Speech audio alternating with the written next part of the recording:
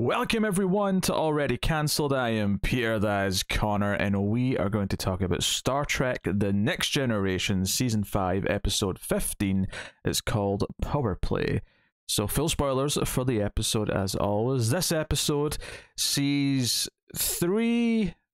Well, I mean, we're in spoilers, but just for the sake of like the mystery as it starts, three unknown entities take over the bodies of O'Brien, Troy, and Data, but suspiciously not Riker, who's also on the away team, down to this moon that's got a distress call, which is a bit weird because they actually recognize the ship, but the ship's like hundreds of years old, so it's like, well, there's no point in going down there because everyone's going to be long dead.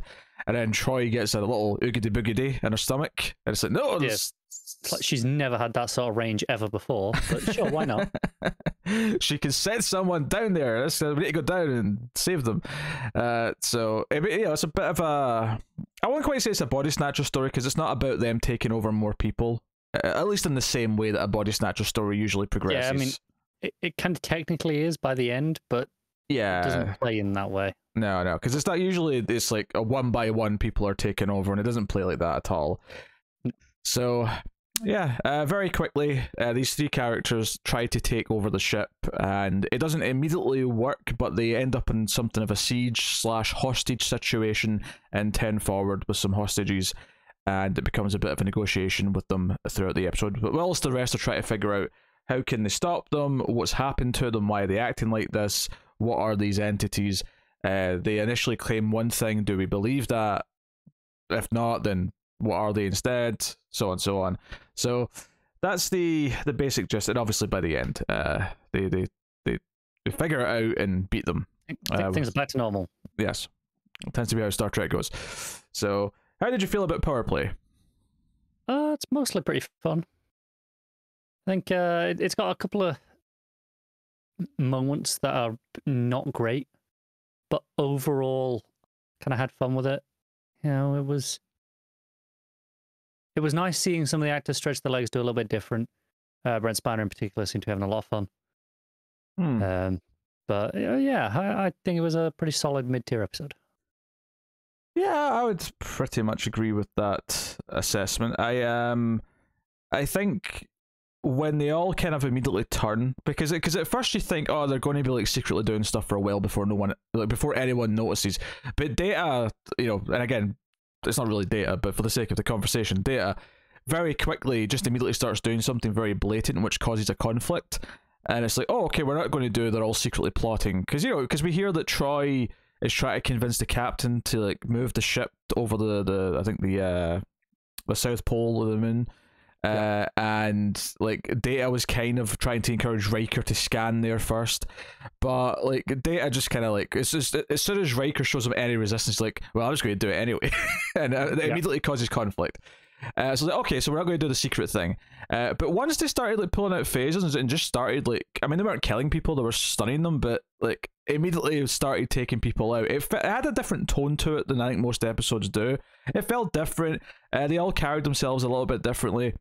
Data, obviously, because Brent Spiner gets to speak using not necessarily his normal voice, but more of a human voice than he normally does, right? He's not doing the Data voice. Yeah. And he gets to relax, because, you know, as Data, he's a very stiff posture, right? That's kind of the point. You see him, you know, just relax, hunch the shoulders a little bit. I think it feels pretty transformative, even though he's not really doing anything that, you know, that massive, but it makes a big difference. I think it more highlights what a good job he does as Data, really, I think. Yeah, that's probably a fair way to put it. And I think Marina Sirtis as well, honestly. I feel like she bizarrely feels more comfortable doing a different character than their normal character. It's one of her best performances in the show, I would say. Yeah, because, you know, she claims to be this Starfleet captain from 200 years ago who is now possessed Troy, and of course Picard rightly questions, like, so what, like, why are you and the rest of the crew of this ship that went missing all of a sudden hanging around like spirits in a way that human beings don't tend to, right? Because it's not like they're ghosts necessarily, they're clearly like little light beings that go into the bodies. We see it happen early in the episode. So but like, you know, when they walk out of 10 forward and they sort of, because they realize they're not going to get to where they want to go, they're not going to accomplish what they want to accomplish right away, they're going to have to actually take some leverage. So they go out of 10 forward. And like, yeah, when they all start just blasting their phases at people in 10 forward, it does feel kind of dark. It feels at least a little darker than normal. And especially because you got Keiko and the kid in there as well. Yeah, which obviously adds a bit of tension because the third one is O'Brien, so he's like not O'Brien, but they all kind of know the things that the people they've possessed know. At least in part, or he's remembering it as like the episode's going on. So he's like, "Oh, I recognize you. I recognize this baby," and so on. Although notably doesn't say I recognize the child. He says I recognize it. So you know, which is I guess is a hint that they're not really humans. You know, as we find out later in the episode that they're actually something else, but. Yeah, so it adds a bit of drama with that, but it's just sort of simple things like the camera work where there's some like sort of foreboding Dutch angles on some of them. Like I remember there's a shot of Troy as she's sort of like firing the phaser, and it's like a low angle Dutch looking up at her, and it's just enough to give it kind of a they're filming them differently as well. It's not just that they're acting differently; they're really going out their way to make their presence feel different in every single moment. And I do think it accomplishes that throughout the episode pretty consistently. It does. I would say the novelty of it maybe wears off a little bit as the episode goes on. Like I think the first like 10 minutes of them being like this is really strong, and then it kind of feels a bit more normal after that. Yeah, I agree with that. Minor thing here. This is not really a critique of the episode per se. There's clearly a few shots in this episode that they didn't have the source material for when they were remastering. There's a few shots in 10 forward that look pretty ropey.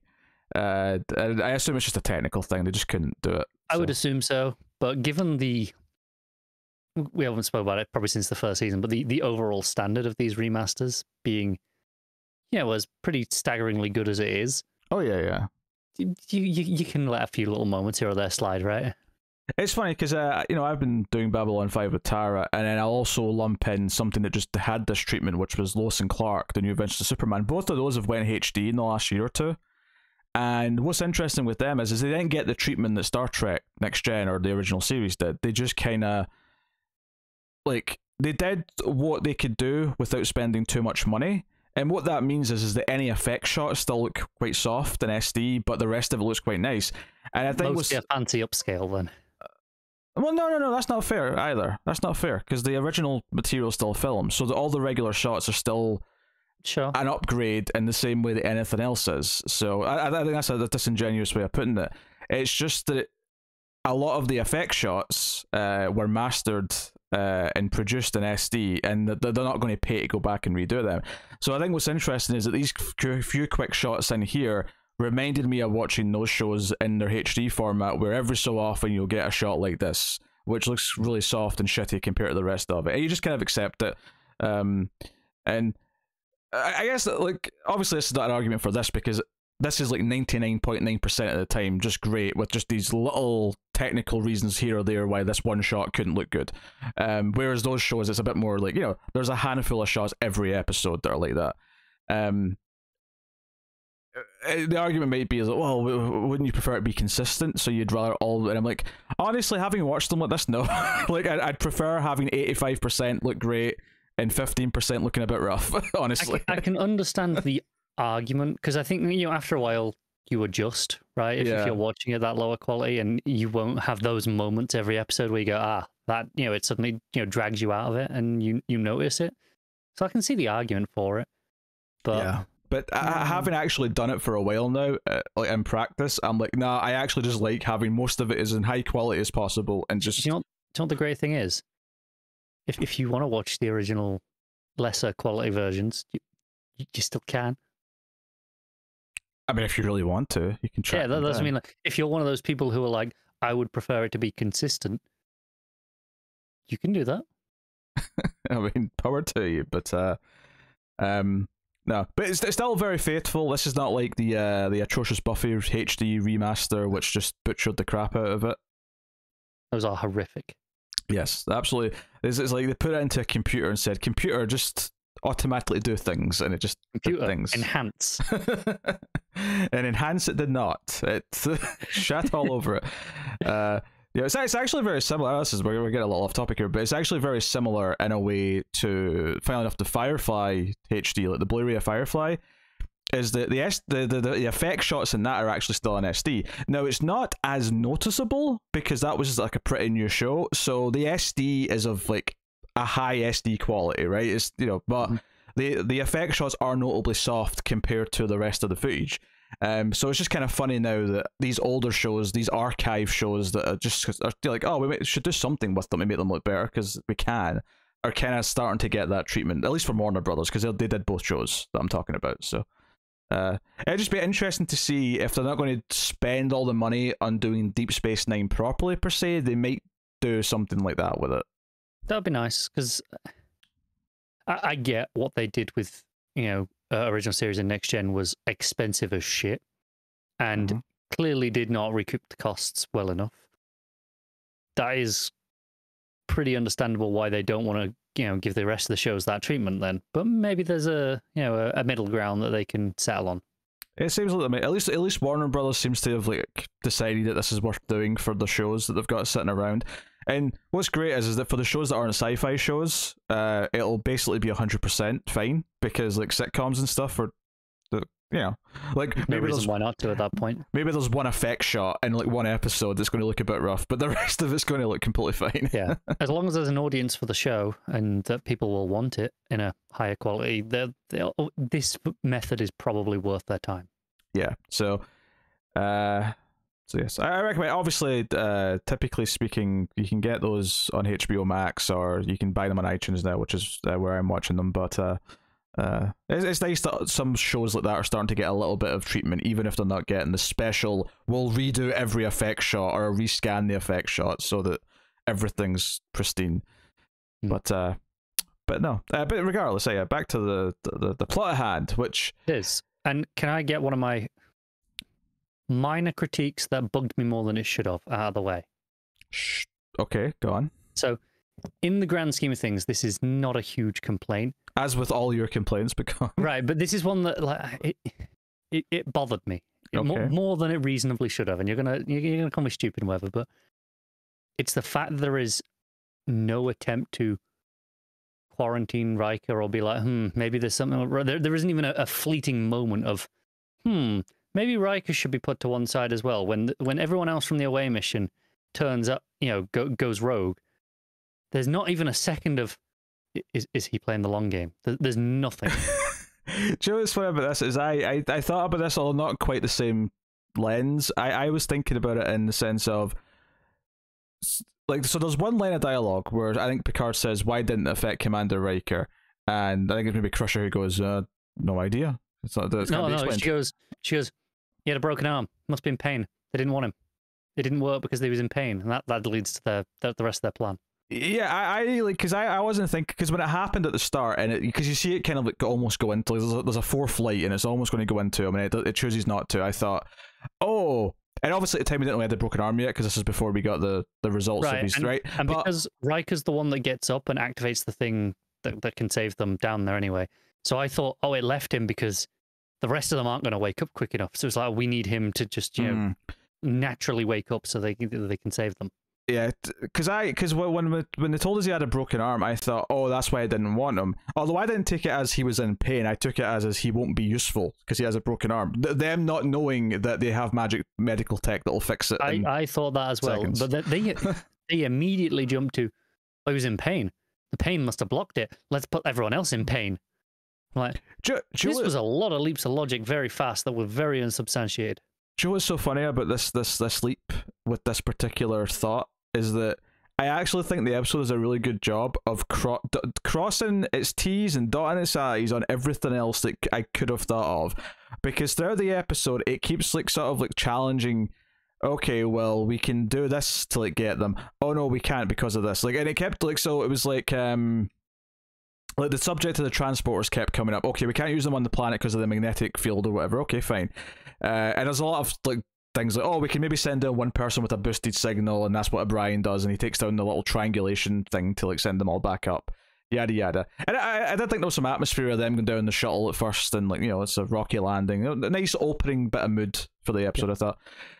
But like there was a lot of things where it was like Like later on, they try and trick them by saying, "Okay, you want safe passage to the cargo bay. You want you want all the transport codes so that no one else can use the transporters." And they try and trick them because then O'Brien, possessed, looks down at it and goes, "I said all of them. That includes the ones that belong to the shuttles."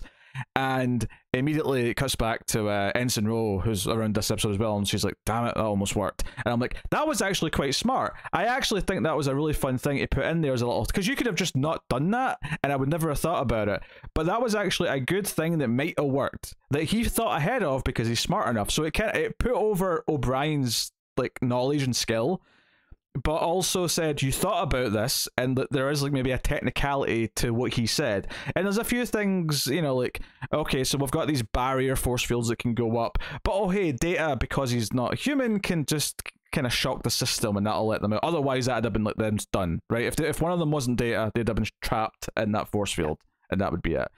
So, and it's like, okay, maybe we can cause them all a lot of pain and that'll like release the things. And it kind of worked, but Data walked out at the last second, so it was only the two of them, so he was there to like threaten Picard to like... So I like that it felt like they thought about a lot of the tools they have on the Enterprise and a lot of the things they normally use in the security, and try to use all of them and at least explain why some of them that sometimes work won't work in this situation. Right. It just felt like an initial leap to get to the this is just the situation that we're in. Yeah. That felt like it was kind of, I don't know, these were two of my big sticking points, was this lack of any questioning of Riker, which then immediately added to, okay, well, pain. And I'm like, this feels very circumstantial at best for them to be hinging absolutely everything on. And that was the other thing as well, is like they stick around in 10 forward for most of the episode because they've put up a barrier so they can't transport in and out. Like, so they've made it safe for them. Yeah. So yes, they used that phrase at least once in this episode. I didn't notice that. But so it becomes this thing where, well, if we're going to leave, if we're going to trust Picard that he's making a deal and we can go to the cargo bay, like, what's to stop them from, you know, and that's what gets this whole transporter. So that's that conversation going. So I kind of like that it felt like, okay, there was always a reason why they were here, why they weren't moving there. Like, it felt like it was mostly pretty well thought out. Because there's definitely some episodes where it just kind of feels like things happen, or they completely forget certain technology they have for this or that. And don't get me wrong, I'm sure some uber Star Trek nerds are going to say, but what about this device you used in Season 3, Episode 2? That would have come in handy in this episode. It's like, yeah, there's probably is some gotchas if you go back and really check every little thing. There's enough here that it feels well thought through for probably 80% of it. Yeah, so I appreciated that. That made the mechanics of the heist, or not the heist, that's not the wrong word, but the siege, feel fun. Like it made it feel like everything kind of had a place, and they were trying to outthink them, and it wasn't quite working. And yeah, so that was mostly pretty fun, and like I say, like not Data like challenging Worf and trying to like convince him to fight. Which led to a fun little joke at the end when Data's back to normal, and like Data's like, you know, I have to commend your restraint when, you know, the person inside me was trying to goad you. And Wolf's like, you have no idea. I was like, oh, he really wanted to rip your head off. Yeah. Which I guess is actually a nice moment of growth for Worf, is that he was able to keep his cool through all of that. He even smirked at one point as he was trying to goad him. It's like, I know what you're doing. You're trying to goad me. And I may be a Klingon, but I'm a smart Klingon. So, you know, so I kind of dug that, which is nice. What we find out, though, is when they do go to the whole thing, because they've got like a whole plan to, basically what they were going to do to the three of them, they end up doing to all of the other little bulbs of light that they port up, because that's what they want. The three want to beam up the rest of the little light beings, which, as it turns out, are all prisoners, and those three included. So these are all aliens who, this is like a prison colony, a penal colony, and they have all been imprisoned here. And the reason why they know so much about this ship, this Enterprise ship, or not Enterprise, sorry, the Starship from 200 years ago, is because they tried to escape using that ship, kind of like they're doing now with the Enterprise, and they learned a lot about it, but ultimately didn't work because the tech just wasn't good enough yet to like sort of deal with the planet's like storm and like atmosphere. But this ship is 200 years later. It's more advanced, it's stronger, it's more powerful, so it can do it. So ultimately they're just trying to make a big prison break, which I thought was a nice little thing. I like that it turned out to be something so simple. I think that made it feel better. Well. And I liked this resolution as well, where the deal is, we'll just, you know, space you all, you know, and Picard. Who else in the room with him? There's three of them, and It's Worf and Keiko who comes with. yeah, and it's like, yeah, we'll sacrifice ourselves as well. The three of us, and they're like, go ahead, check the memories of your folks that you're in. They're happy to sacrifice themselves, and ultimately it just calls their bluff, and the prisoners are like, yeah. Do you know what? We'll go back down. There'll be another chance. There'll be another chance to escape later down the line. But we don't want to risk being spaced and being dead. Yeah, I think that's also a little smart thing in the writing as well. Like for an episode that feels kind of like just a fun mid-tier like siege episode, there's a little smart thing in the writing there where throughout the episode, Picard's constantly going back and forth and like, okay, what's the tactic? Do we try and trick them? Do we try and and they have Ensign Ro and Geordi with the device and it almost works, but then it doesn't, blah, blah, blah. And all these things, and constantly Picard's trying to argue for the safety of the hostages, he's constantly trying to argue. I like that early on in the episode, there's a moment where they first asked him to move to the southern hemisphere of the planet, and Picard talks to Riker quietly and says, we don't really have a lot to go on yet. I think for now we should just kind of comply. Go as slow as possible, Ensign. You go one. Take your time. Just relax. But we'll go in that general direction. Yes. Go 1/10 impulse speed, whatever the slowest setting on the meter is. But go as slow as you can. But I like that it's not until he's fully understood what they are, what they're trying to do, what their goal is, and then understanding he has the entire context. So he's not willing to play the bluff until he knows everything that he does at the end of the episode, and that's why he's willing to do it, because he believes that his crew that they have possessed would be willing to sacrifice, much like the crew that are behind him. And so it feels like a strong character point for him, that he's very smart and methodical. And while it does feel like he's in jeopardy throughout the episode because he's been held up by the thrower, or he's got a phaser to his neck, or whatever it may be, ultimately he's constantly learning the context. And once he has enough of the context, and yeah, they've got the one gambling chip, which is what they've got all their fellow prisoners all contained in this field. But he's finally got enough to actually make the gamble. So yeah, that was a smart little tidbit. So yeah, decent episode. Has some nice action. Gives the cast a chance to do something a little bit different. It's still nice to see Ensign Ro kicking around. It's nice to see O'Brien and Keiko getting a little bit more time. Obviously he ends up being used heavily in the episode, but it was kind of nice to make him feel important at the start, where he's like, no, I'll take the risk. I think I can survive this. We can boost the protective layer or whatever, and I'll go down. Yeah, and transports are kind of his thing. Well, yeah, and they sell that again later on in the episode when they're basically saying to them, look, we can't just beam down or beam up because of the atmosphere. Picard steps in and says, funnily enough, the only person who's actually qualified to even attempt something in this condition is O'Brien. And it's like, so the O'Brien possessed has to kind of access O'Brien's kind of skills and knowledge to pull it off. So it kind of really sells the idea that, yeah, that thing he did at the start of the episode was kind of a big deal. No one else can do that. No one else would feel confident or they have the knowledge to do that. And even at his level of expertise, it was still a 50-50 shot.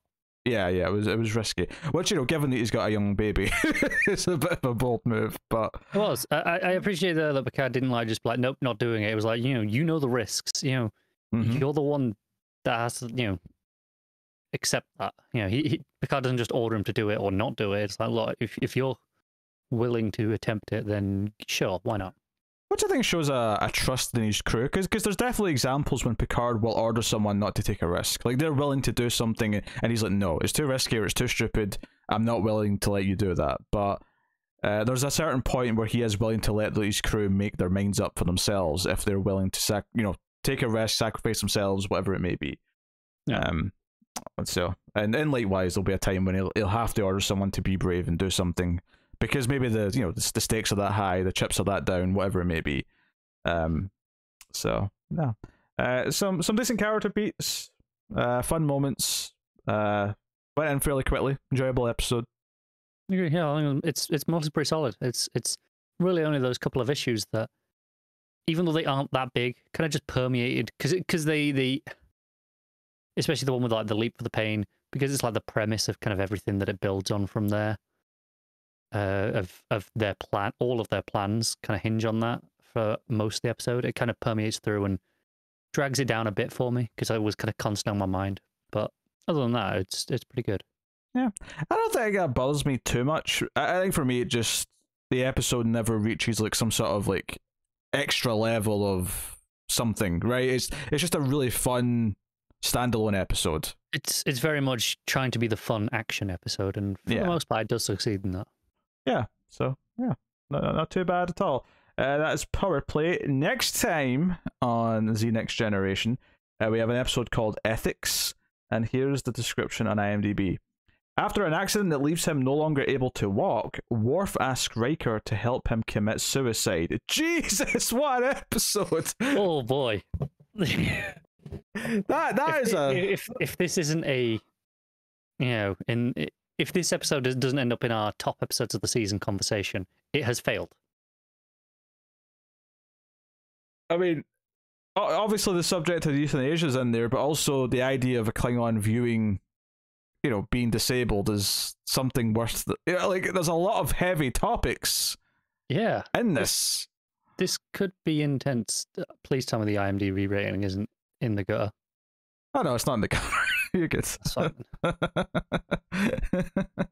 I mean, would you define 3.2 as in the gutter? Maybe. I'm joking. Before people go look it up, it's not 3.2. That's actually lower, I think, than the clip episode from season 2. I think that was like 3.5 or something like that. Wow. Yeah, it would have to be diabolical then. So, yes. And, looking forward to this one now. That's a pretty heavy concept. Like, regardless of how successful this is, I'm pretty confident it will be memorable for what it's attempting to do. I suspect we will have quite the conversation. Yes. Okay, well, that's next time. Let us know what you thought of this one in the comments. But that's why they give us like a light, like fun action one this week, because they're like, oh, next week is gonna you're just gonna be miserable with all these. I'm almost surprised they didn't do it the other way around. Like, we'll get back to the action after. Yeah, promise. Maybe a late comedy episode next the one after. Maybe the one after is like I don't know, Data tries or a Troy's mother episode or something. Troy's mother and Data go on a date and see how it goes or something. Yeah. that is the only logical next episode after this. Oh dear. All right, there you go. That's the thing.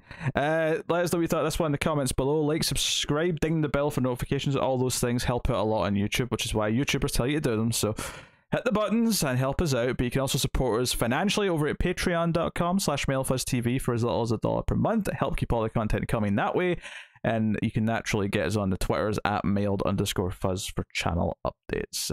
But that is us. And also shout out, I mean, I mentioned Babylon 5 earlier, but one of the cast members has actually got a small role in this episode.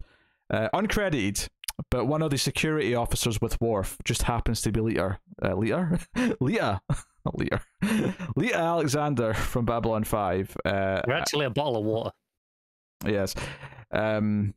So I noticed her. What's funny about her actually is that I noticed, like, back when I was looking up all the cast in Babylon 5, is she's actually done a lot of stunt work, aside from, like, she's been in stuff as an actor, but she's like listed on stunts for Jurassic Park, but she's not actually in Jurassic Park as an actor. I suspect that that's probably partially why, because I think she like flies into a wall when they go into 10 forward in this, so maybe it's a non-speaking role, so it's like, oh, guys, one of the stunt people, and that makes sense. She's going to throw herself at the wall anyway, so why not? But yeah, I did notice it though, just in case the comments were like, didn't you notice Lita was landing around? I noticed. So yeah, thank you very much again for watching. We always appreciate it. Keep watching Star Trek, and somewhere out there, Wesley Crusher may be taken over by a prisoner looking to escape to the planet Uranus.